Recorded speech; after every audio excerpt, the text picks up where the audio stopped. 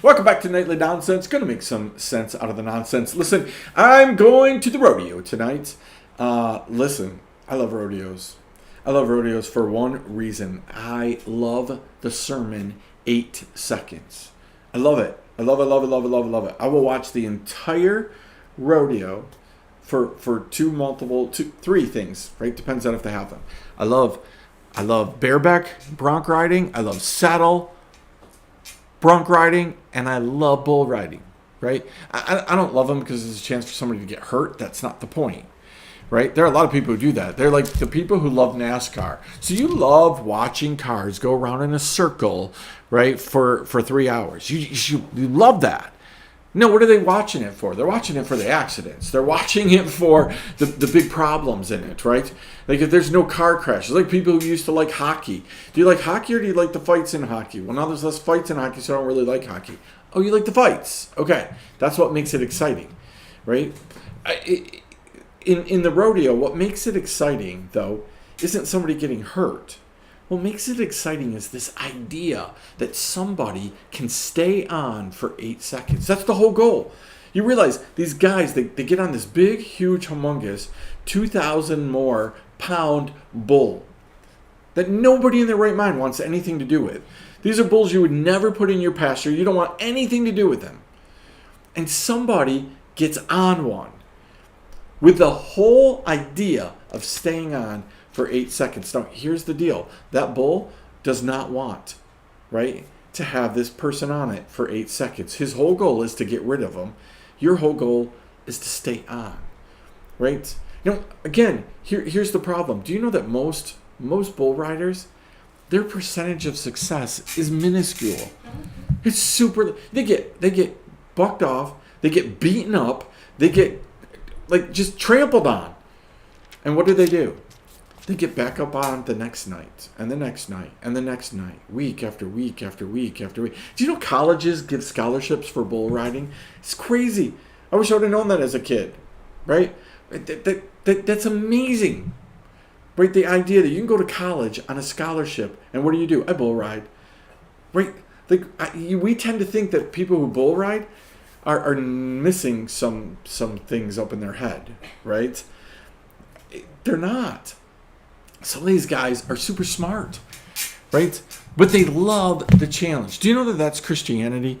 Right? I love going to the rodeo because it reminds me of Christianity. You have a stand full, just absolutely full, thousands of people cheering on somebody to stay on for 8 seconds. Number one, when's the last time you cheered anybody to stay on for 8 seconds?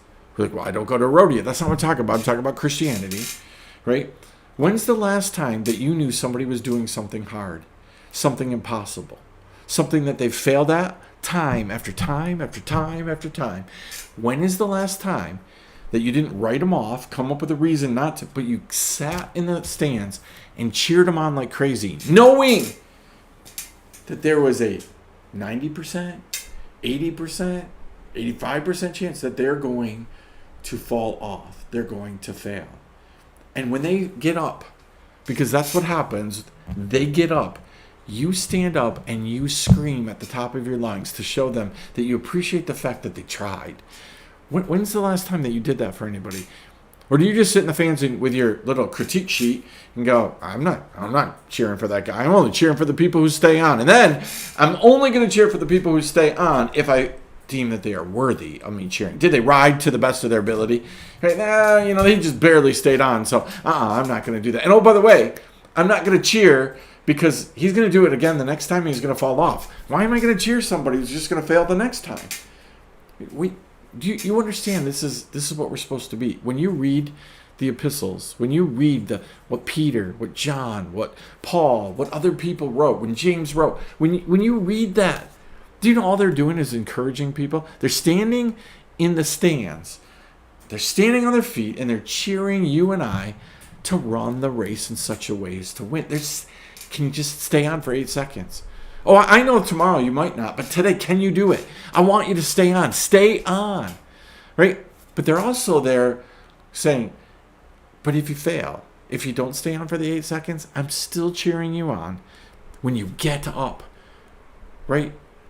when you get up and you get to try it again.